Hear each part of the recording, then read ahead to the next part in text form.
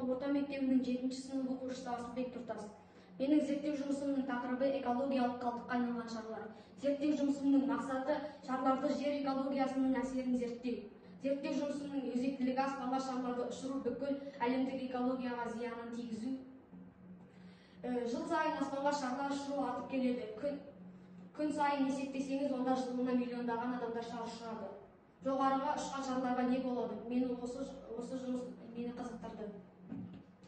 Кіріспе. Мерекелік киімдер, көңілді жүздер, гүл шоқтары. Бұлар әсерлі көрінеді және де әдемі. Олар біздің өміріміздің барлық қызықты және маңызды оқиғаларында болады. Тіпті Винни-Пух, егер сіз сүйікті мультфильміңізде балға шарлармен ұшып барады. Шарлар көңілді екеніне ешкім күмәнданбайды. Бірақ сіз кейінірек не болып жатқанын, шарлар қайда ұшып кеткенін ескердіңіз бе? Олар жоғалып кетпейді және бұлданбайды. Мені жоғарыға ұшатын шарға не болады деген сұрақ қызықтырды. Шарларды пайда болу тарихы. Шар бұл көбінесе латекстен жасалған кішкентай әмбебап зат. Ауамен немесе басқа газбен үрленеді. Ауа газдан тығыз болса, онда шар аспанға ұшуға мүмкіндік алады.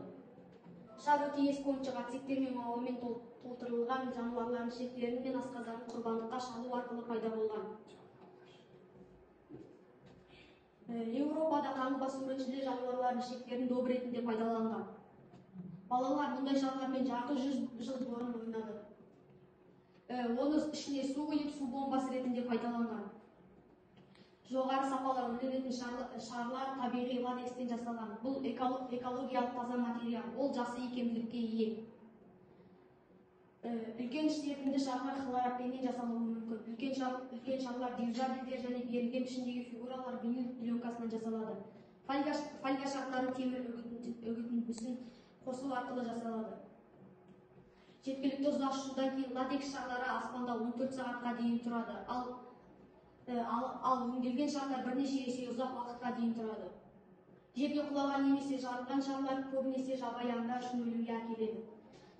Шар шек жолдарын бітеп, жануарларды өлімге әкеледі. Шарларды ауаға ұшыру теңіздер мен құрлықтарды ластаумен тең. Шарларға байланысты трагедиялар. Мысалы, Якутск қаласының 30 мыңнан астам оқу түлегі іске қосқан әуе шарлары салдарынан электр қуатынсыз қалды. 33.600 тұрғын жарықсыз қалды. Аспанға ұшқан шарлар жануарлар үшін зиянды. Дамыған мемлекеттерде әуе шарларын ұшыруға қатаң түрде тыйым салынған. Мысалы, ақш-тың кейбір штаттарында, солтүстік Кореяда заңмен шектеу қойған. 2011 жылы Еурода бұл бастамаға қолдау білдіріп әуе шарын сатуға тыйым салды. Алысқа бармай-ақ өзіміздің Өзбекстан мемлекетінде 2013 жылдан бері әуе шарын ұшыруға тыйым салып, ішкі істер министрлігі тәртіпке бағынбағандарға қатаң жаза берді. Біз оқушылар арасында табиғаттан ластану түрлері мен олардың проблемаларын зерттедік. Олармен мониторинг жүргіздік. Сізді қоршаған ортаның ластанудың қандай түрін білесіз? Табиғатты ластаушы кім? Адам қоршаған ортаның ластау көзі болып табылады ма? Біз осылай мынандай қорытынды жасадық. Жүргізілген мониторингтен біздің оқушылар қоршаған ортаны ластау туралы түсінігі жоқ. Біз бұл үшін не істеуіміз керек? Біз бұл үшін мектеп қабырғасынан бастап экологиялық құндылықтарды зерттеп оқушыларға білдіруіміз қажет. Шарлардың табиғатқа зиян келтірмеудің алдын алу шаралары. Әртүрлі шаралар, гелий шарларын қолданбай-ақ түрлі маталар мен әшекей бұйымдар, ленталар гүлді қолдансаңыз да болады. Ұсыныс: жақындарыңыз бен туыстарыңызға шарларды экологиялық жануарлардың тіршілігіне зияны туралы айтуымыз керек. Шарларды қолданған кезде адамдарға не болатынын көрсетіп, әлеуметтік желілерге таратуымыз қажет. Шарларға экологиялық тиімді бағалар мен іс-шараларды қарастыру, бей және флешмобтарды ұйымдастыру қажет. Шарларға экологиялық тиімді баламалар мен іс-шараларға қарастыру. Мен ауданымыздың тазалық кәсіпорнына барып, бас маманымен сұхбаттастым. Сұхбатымызға назар аударыңыздар.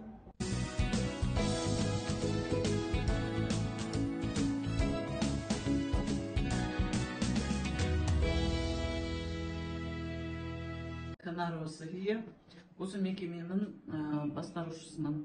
Біздің мекеме 2017 жылды 1 майдан ашылған. Здравствуйте, меня зовут Асылбек Тұртас. Мен экологиялық қалдыққа айналған шарлар туралы зерттеу жұмысымды жазып жатыр едім. Сізге бір-екі сұрақ қойсам болады ма? Қалдық заттарды қалай өңдейді? Қазіргі таңда біздің ауданымызда тұрмыстық қалдықтарды жинау біздің жеке кәсіппен айналысып жатыр. Ол жеке кәсібіміз тұрмыстық қалдықтарды жинап, престеп, мысалы салафанды, баклажкаларды престеп, екінші өңдеу несіне өткізіледі. Қалдық заттарды көп қылмау үшін не істеуіміз қажет?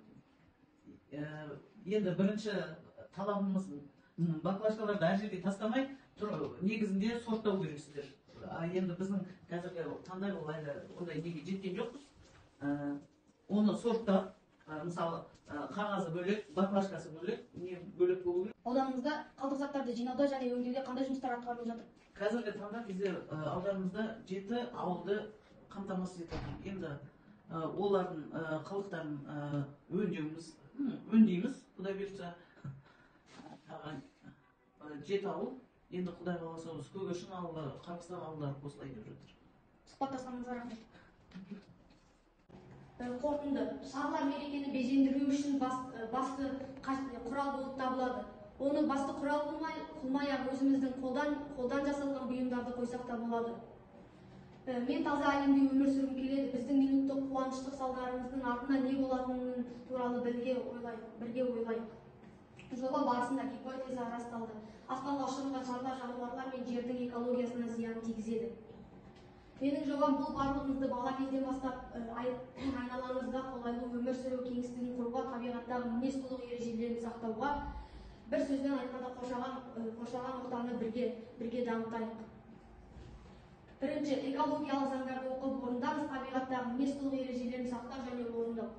Мектеп оқушыларының назарын экологиялық проблемаларға аудару. Үшінші, экологиялық акциялар өткізу, экологиялық жолдар құру. Төртінші, табиғатқа ұқыпты қарауға үйрететін іс-шараларды қосу. Бесінші, экологиялық мерекелер өткізу. Алтыншы, адамдарға шарларды аспанға ұшырмауға